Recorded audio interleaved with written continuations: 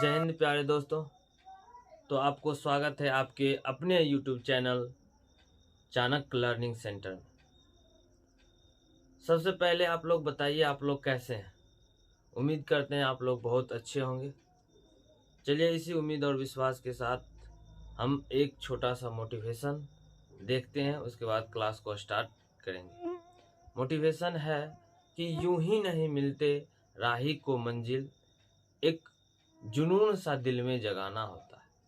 यूं ही नहीं मिलते राही को मंजिल, एक जुनून सा दिल में जगाना होता है। पूछा चिड़िया कैसे बनाया आसियाना, है ना। पूछा चिड़िया कैसे बनाया आसियाना, बोला बार बार तिनका उठाना होता है।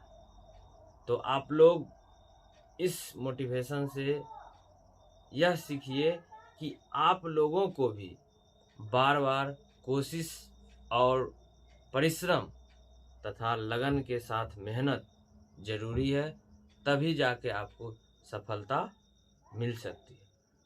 तो विश्वास करते हैं कि आप लोग जरूर लगन और विश्वास के साथ क्लास को अटेंड करिएगा। बाकी क्लास शुरू किया जाता है। आज हम मैथ क्लास 10th वास्तविक संख्या का एक्सरसाइज 1.1 क्वेश्चन नंबर 2 को देखते हैं। चलिए आप लोग तैयार हैं कॉपी कलम के साथ, तथा इस वीडियो को लाइक एंड सब्सक्राइब जरूर कीजिएगा, तथा अपने आसपास के दोस्त रिश्तेदार सभी में क्या करिए, शेयर जरूर कीजिए।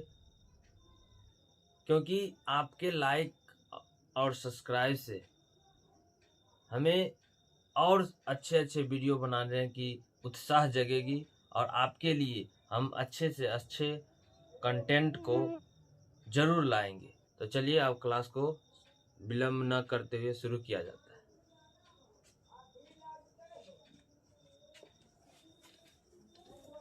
कि कोई भी धनात्मक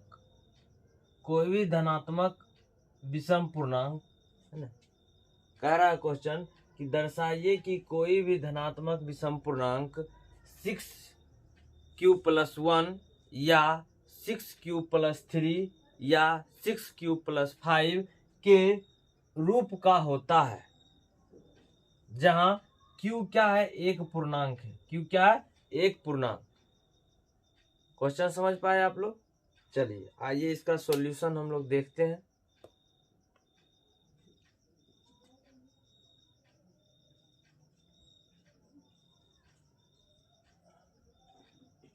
सॉल्यूशन, माना कि कोई धनात्मक विषम पूर्णांक,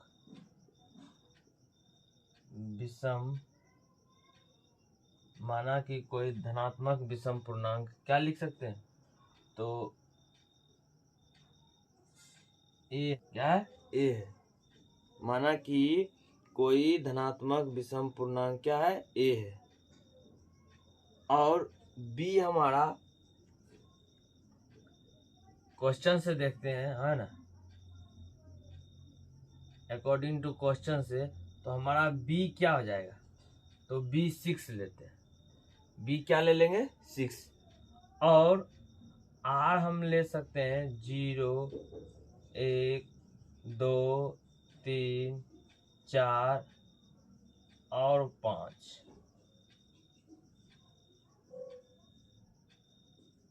कोई दिक्कत। उसके बाद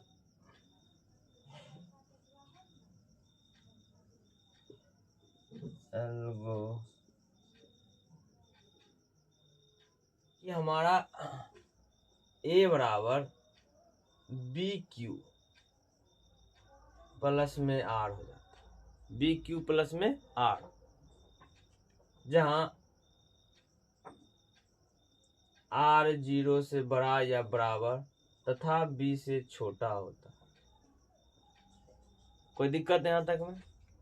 ये चीज आपको पिछले क्लास में भी पार्ट 1 वीडियो का, उसमें आप लोग जरूर देखिए, बताया गया है बहुत अच्छी तरह से।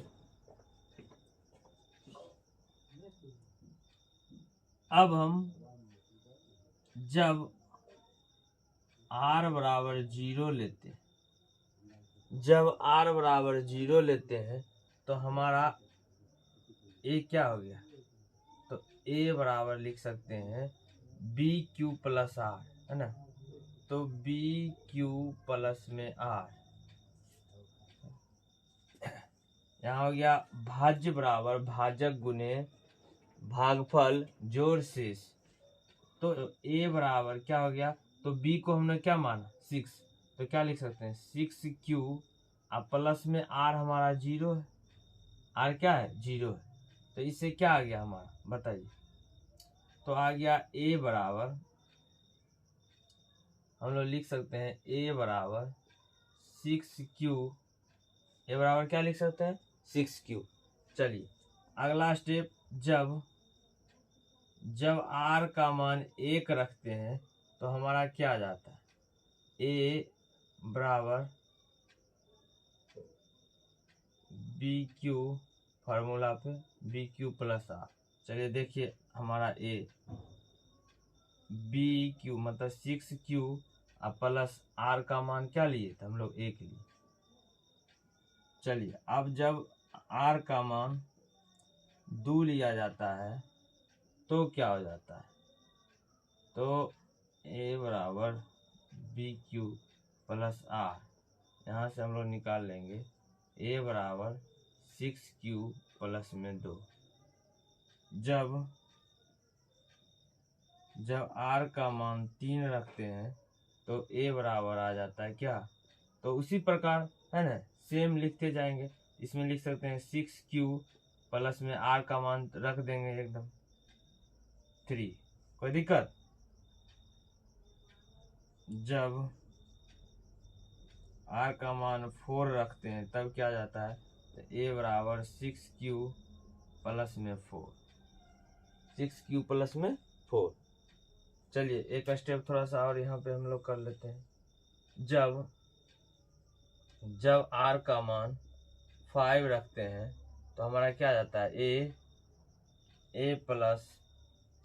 बराबर क्या आएगा, जब r का मान 5 रखेंगे तो a बराबर 6q प्लस r के जगह पर क्या आ जाएगा 5। तो अब मेरे पास इतने स्टेप आ गए, r का मान रखने पर कौन सा धनात्मक सम पूर्णांक आया और कौन सा धनात्मक विषम पूर्णांक आया। तो चलिए हम लोग देखते हैं, जब r का मान 0 रखे तो हमारा क्या आ गया, a बराबर 6q आ गया। तो हम लोग कह सकते हैं कि 0 हमेशा धनात्मक सम होता है। चलिए इसको हम लोग सम में रखेंगे,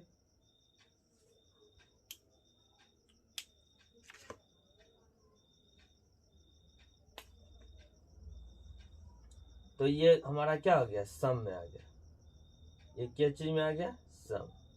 चलिए तो आगे बढ़ते हैं, जब r का मान 1 रखा गया तो हमारा आ गया क्या, a बराबर 6q प्लस 1। तो 6q प्लस 1 आया है तो इसको हम रख सकते हैं क्या चीज में बताइए, इसको रख सकते हैं विषम, इसे कह सकते हैं यह विषम धनात्मक पूर्णांक है। आगे बढ़ते हैं, जब r का मान 2 रखा गया है तो हमारा a बराबर आ गया 6q प्लस 2। तो 6q प्लस 2 आ गया, मीन्स क्या आ गया, तो यह सम धनात्मक पूर्णांक, कोई दिक्कत। आगे जब हम r का मान 3 रखे तो हमारा a बराबर आ गया 6q प्लस 3, मीन्स क्या, यह विषम पूर्णांक, विषम धनात्मक पूर्णांक आ गया। उसके बाद जब r का मान हम 4 रखें तो हमारा a बराबर आ गया 6q प्लस 4, मीन्स क्या, सम धनात्मक पूर्णांक, कोई दिक्कत। उसी प्रकार जब r का मान हमने 5 रखा तो a बराबर 6q प्लस 5, जब r का मान हमने 5 रखा तो क्या आ गया, जब r का मान 5 रखा गया तो आ गया क्या, a बराबर 6q प्लस 5, मीन्स क्या, यह आ गया हमारा विषम धनात्मक पूर्णांक, है ना। इससे यह पता चला कि जब सम का मान, इससे यह पता चला कि r का मान जब सम रखा गया तो धनात्मक सम पूर्णांक आया, और जब r का मान विषम रखा गया तो धनात्मक विषम पूर्णांक आया। तो चलिए हम लोग क्वेश्चन कहा था क्या, दर्शाने के लिए, है ना, धनात्मक विषम पूर्णांक को, तो हम लोग चुन लेंगे कि इसको जो हमने दर्शाया है ना, इसमें कौन कौन से हमारे धनात्मक विषम पूर्णांक है उसे लिख देंगे क्वेश्चन के अनुसार। तो आइए लिखते हैं अब। अतः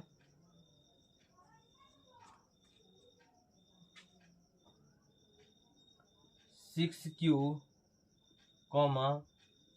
6q + 2, 6q + 4 धम सम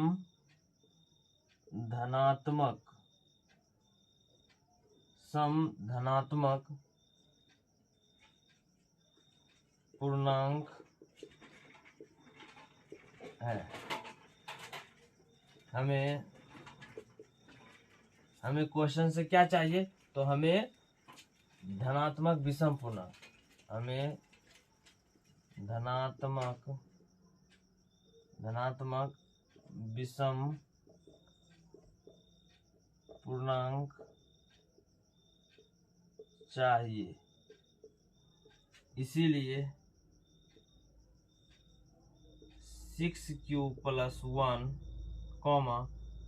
6q + 3 और 6q + 5 धनात्मक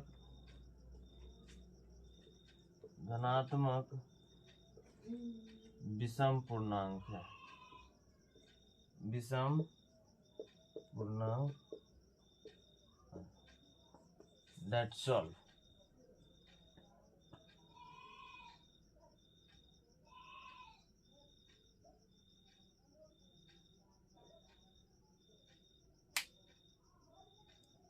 तो आप लोग इसे राइट डाउन कर लीजिए।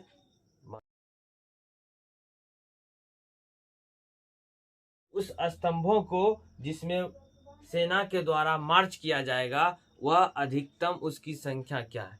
तो जब अधिकतम पूछा जाए तो हमें उसका क्या करना है, तो एचसीएफ ज्ञात करना है। क्या करना है, तो एचसीएफ। तो आइए इस क्वेश्चन का हम सॉल्यूशन करते हैं।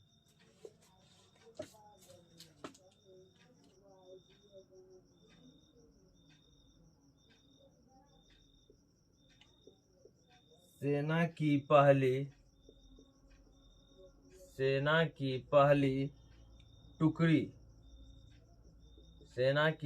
टुकड़ी में सदस्यों की संख्या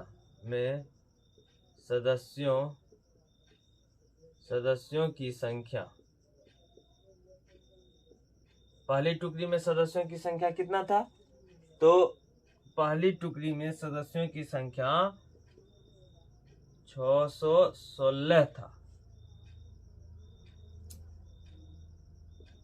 सेना की दूसरी टुकड़ी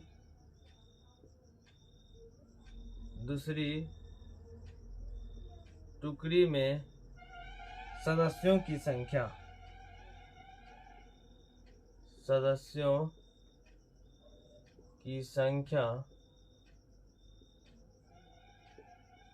32 है।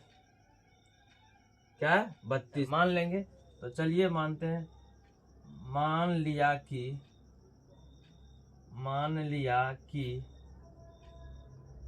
ए बराबर क्या हो जाएगा, तो 616 तथा बी बराबर क्या लिख सकते हैं, 32। क्या ले सकते हैं हम लोग, 32। जहाँ क्या हो जाएगा, तो ए बड़ा है बी से। क्यों, क्योंकि क्या हो जाता है, भाज्य हो जाता है, और बी भाजक हो जाता है। इसलिए ए बड़ा है किससे, बी से। तो हमारा आंसर प्राप्त हो गया, है ना। इक्वलिट विभाजन परिमेय से हम लोग देख लिए ए बराबर बी क्यू प्लस में आर। अब ए को माने थे क्या, तो 616, अब बराबर बी हो गया है हमारा क्या 32 इंटू, यहाँ से हम लोग क्या कर दिए थे, तो एचसीएफ डिवाइड के द्वारा निकाले थे, क्यू आ गया कितना, तो 19 और प्लस रिमाइंडर हमारा 8। सेकेंड स्टेप में हमने देखा कि हमारा ए जो है 32 और हमारा बी आ गया 8 इंटू क्वेश्चन आ गया क्या 4 और रिमाइंडर 0। जब रिमाइंडर हमारा 0 आ गया, रिमाइंडर 0 के बराबर आ गया, तो हमारा बी क्या हो गया, तो 8 हो गया। जब बी 8 हो गया तो हमारा एचसीएफ हो गया। तो हम लोग क्या लिख सकते हैं, अतः स्तंभों की अधिकतम संख्या 8 है, जिसमें दोनों सेनाओं की टुकड़ियां मार्च कर सकती है। तो हमारा स्लोगन, हमारे चैनल का स्लोगन है कि कम विथ कंफ्यूजन और गो विथ कॉन्फिडेंस, है ना। आप आइएगा कंफ्यूजन से, लेकिन आपको समझ आया जाएगा तो आप सेटिस्फाइड होइएगा, से कंफ्यूजन दूर होगा, आप में कॉन्फिडेंस आएगा, तो कॉन्फिडेंस बढ़ा जाएगा आपको, है ना। आपके अंदर कॉन्फिडेंस को लाया जाएगा, तो आप समझ पाए क्वेश्चन के सॉल्यूशन को, तो आप इसे राइट डाउन कीजिए, बाकी अगले क्वेश्चन देख